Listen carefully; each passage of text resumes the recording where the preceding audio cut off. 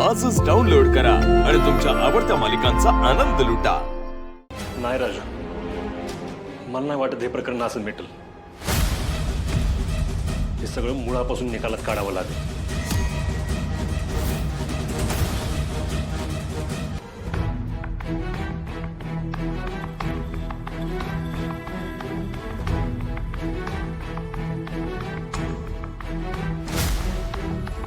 तुमचा नकार आहे ते मला माझ्या भावांकडून कळालं।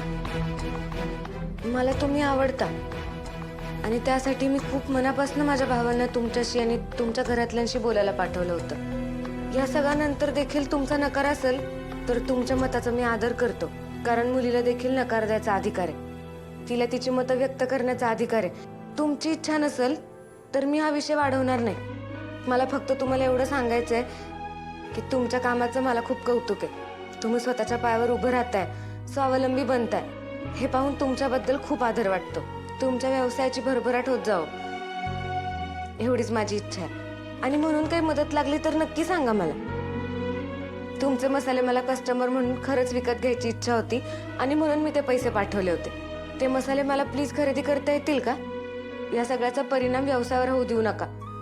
तुमच्या नकारामुळे माझ्या मनात तुमच्याबद्दल राग नाही, उलट तुमची मत व्यक्त करण्याची हिंमत बघून तुमच्यासाठीचा आदर आणि प्रेम अजून वाढलंय।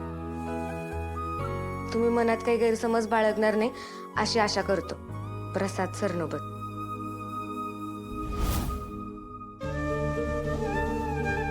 पण या पत्राचं आता मी काय करू? राजू,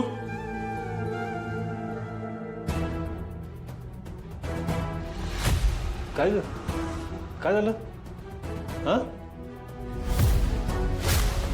हातात काय तुझ्या? दादा पत्र आलंय। बघू इकडे।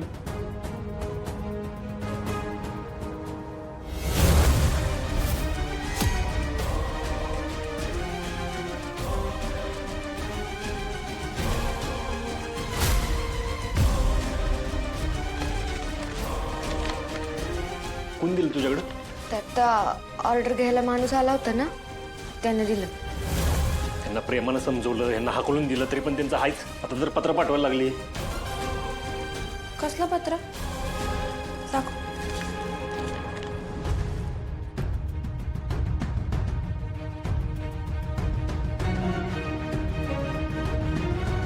दादा, या पत्रात कुठं काय वावगं लिहिलंय तेव्हा?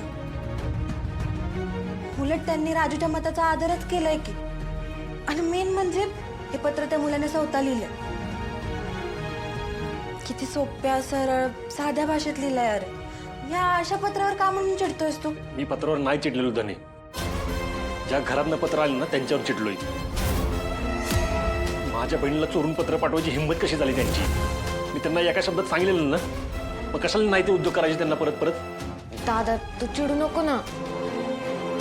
नाही राजा, मला नाही वाटत हे प्रकरण असं मिटल। हे सगळं मुळापासून निकालात काढावं लागेल।